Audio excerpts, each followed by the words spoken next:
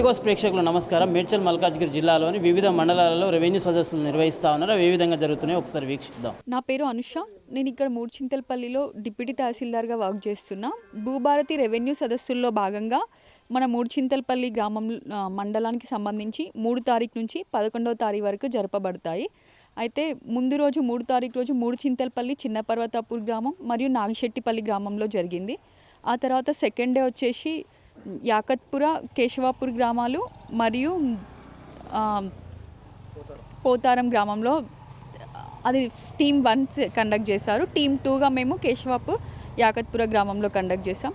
Next ఈరోజు third day వచ్చేసి team 1 Kesavaram గ్రామంలో తహసీల్దార్ సార్ గారు లీడ్ చేస్తున్నారు. ఇక్కడ ఉషార్పల్లి గ్రామంలో మేము లీడ్ చేస్తున్నామండి.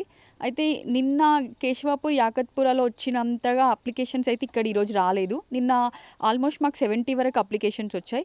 మెయిన్గా గవర్నమెంట్ ల్యాండ్స్కే పట్టాలు ఇవ్వలేదు.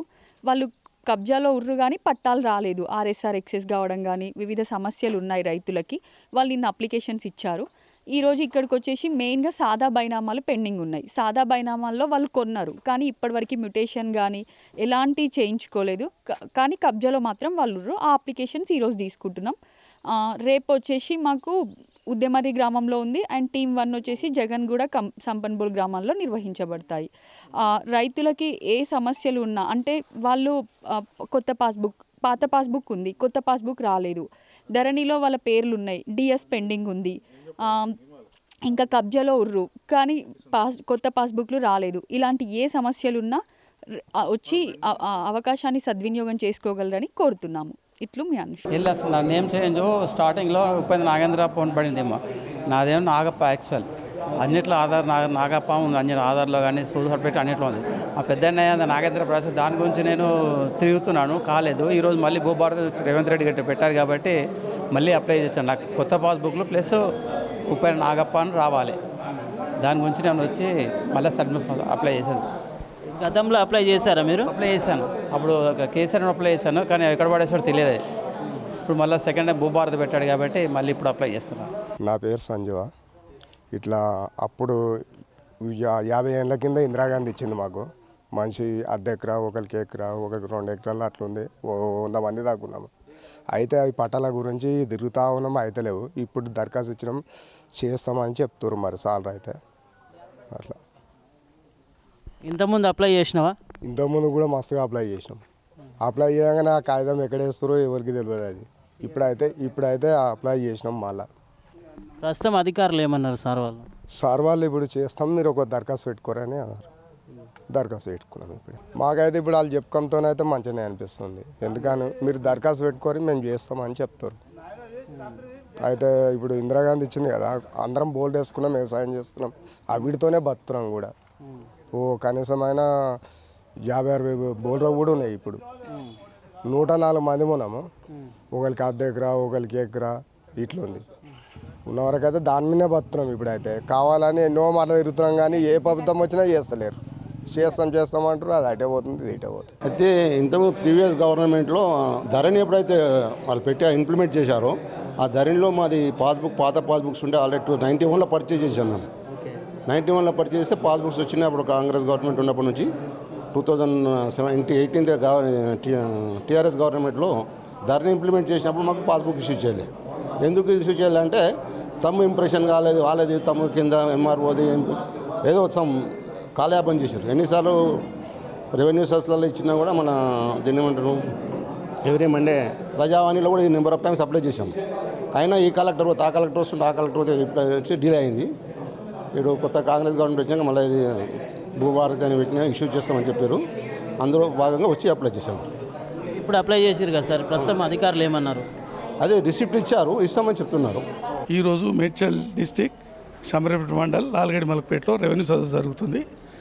కాబట్టి ఈరోజు ఎక్కడ ఉన్న మన ల్యాండ్ సర్వేది కానీ ల్యాండ్ డిస్ప్యూట్స్ కానీ ఇంకేది ఉన్నా సరే మనం అందరము రెవెన్యూ సదస్సు పాల్గొని చేసుకోవాలని కోరుతున్నాను. అండ్ వన్ మోర్ థింగ్ ఏంటంటే ఇప్పటికైనా గవర్నమెంట్, కలెక్టర్, ఆర్డీఓ గారు, ఎంఆర్ఓ గారు వీళ్ళంతా దయచేసి ఉన్న మిస్టేక్స్ను ఒకరి పేరు మీద ఒకరు పడడము, తెలియని వాళ్ళకు చాలా ప్రాబ్లమ్స్ అవుతున్నాయి. అదే కాకుండా సర్వే నెంబర్స్ కూడా ఎన్నో ప్రాబ్లమ్స్లు ఉన్నాయి.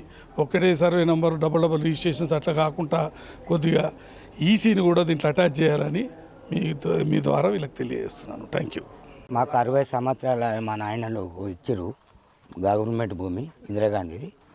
మాకు ఇంతవరకు పట్టాలు లేవు. అప్లికేషన్ పెట్టుకున్నాం. అధికారులు ఏమన్నారు మరి? అది ఇది అప్లికేషన్ పెట్టుకొని మేము ముందుకు తీసుకుపోతామని చెప్పి ఈరోజు పొన్నల గ్రామంలో భూభారతి రెవెన్యూ సదస్సు జరగడం జరిగింది.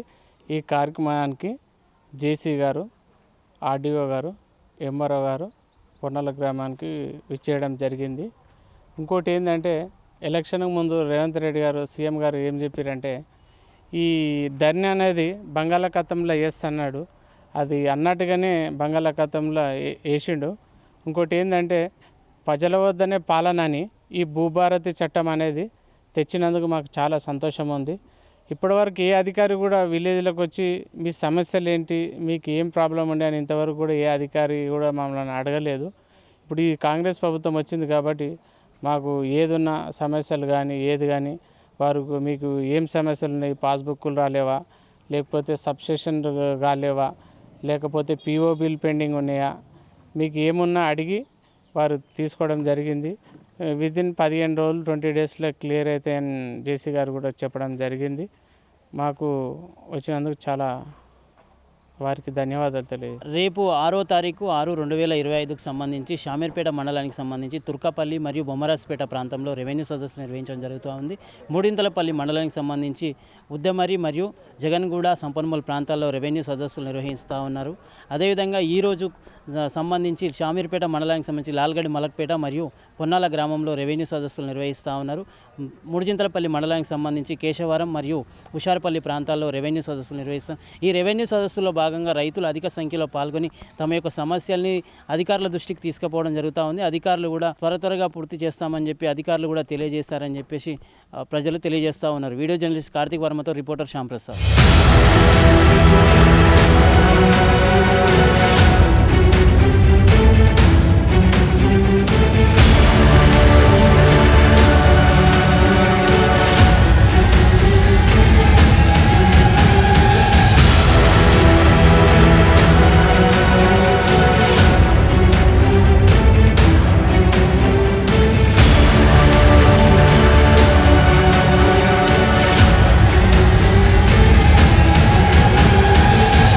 Subscribe to the channel and download the Politicos app from the links in the description.